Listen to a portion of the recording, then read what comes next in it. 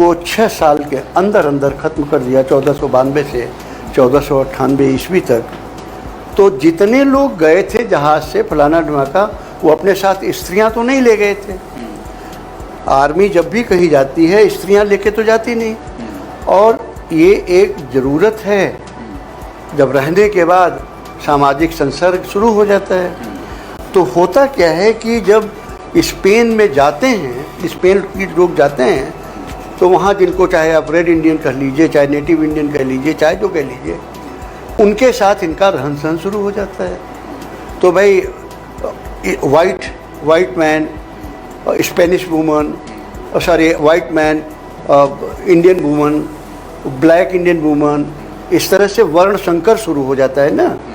तो बाद में जो लेडीज़ भी जाती हैं स्पेन से, फ्रांस से, तो कैटेगरीज बनना शुरू हो जाती है। जिनके माता पिता के जो हैं दोनों स्पेनिश हैं तो वो एक संतान हुई, पुर्तगीज़ स्पेनिश हैं तो ये दूसरी संतान हो गई, स्पेनिश पुर्तगीज़ और पुर्तगीज़ हैं तो अलग हुई। तो इस तरह से पुर्तगीज़ और रेड इंडियंस की, या red Indian and Portuguese woman, इस तरह से ये कैटेगरीज बनती चली गई। प्योर रेशियल बेसिस है, ये आप जान लीजिए। कोई कर्म नहीं है, कर्म कुछ नहीं है, कुछ नहीं है। सिर्फ माँ कौन है, बाप कौन है, बाप कौन है, माँ कौन है। और इस तरह से 16 कैटेगरी बनाई गई। उस कैटेगरी में सबसे उच्च थी स्पेनिश माँ, स्पेनिश बाप, पुर्तगीज़ माँ, पुर्तगीज़ बाप।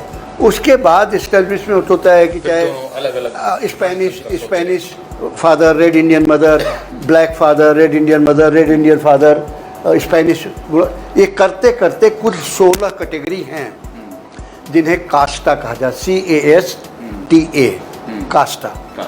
16 कास्टा बनी, टोटल रेशियल हैं, और उसी रेस के हिसाब से उनको सरकारी नौकरी में जगह मिलेगी, उसी रेस के हिसाब से उनको पैसा देना पड़ेगा, टैक्स देना पड़ेगा, सरकारी मदद मिलेगी। सो प्योर रेशियल कॉन्सेप्ट को उन्होंने इंट्रोड्यूस कर दिया, सीधा कर दिया यहाँ, और तभी से जात को हटा करके कास्ट आया, कास्ट इंट्रोड्यूस आया, और रेशियल कॉन्सेप्ट जो था उसको उन्होंने इम्प्लीमेंट किया कि हायरार्की बना दी। रेशियल कॉन्सेप्ट में जो हायरार्की वहाँ बनी थी उसको सीधा यहाँ लागू किया।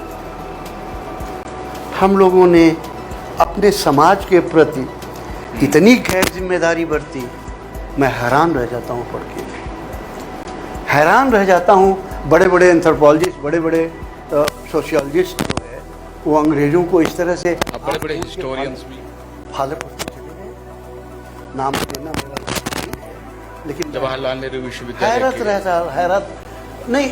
हम उन्होंने कभी इस दिशा में सोचा भी नहीं, सोचा भी, जानने की कोशिश सोचा भी तो सर्वहारा की दिशा में सोचा, और सोचा भी तो ये सोचा इस समाज को खत्म कैसे किया जाए। वाकई में वो ऐसा सोचते थे कि समाज को खत्म कर दिया जी जाए? जी, उनके एजेंडे में था। यस। या नासमझी से हो गई, ना, नादानी से हो गई, इतना लिटरेचर जहाँ पढ़ा है, ज्ञान अर्जन करने की उनकी इच्छा नहीं थी, नहीं, शोध करने की उनकी इच्छा नहीं थी। बाकायदा पूरा का पूरा स्कीम के तहत किया गया। इन तथ्यों को छुपाया गया। डफ की किताब छपी, what is the caste, how a क्राइटेरियन government should deal with it. Duff की किताब है, 1857 में छपी, बहुत तुरंत छपी है, ये 57 में ख़त्म हुआ और एजेंडा शुरू हो गया। और उनकी किताब कलकत्ता से छपी थी, व्हाट इज़ द कास्ट, किताब की टाइटल है, what is the caste, how a Christian government should deal with it, किताब की टाइटल है। और वो within inverted comma quote कर रहा हूँ, डफ ने, अलेक्जेंडर डफ ने लिखा है, jati system is the enemy of material progress, intellectualism, patriotism and liberalism. अब जिन शब्दों का इस्तेमाल हो रहा है, खेल यहाँ से शुरू होता है, क्योंकि Who is the man? Alexander डफ।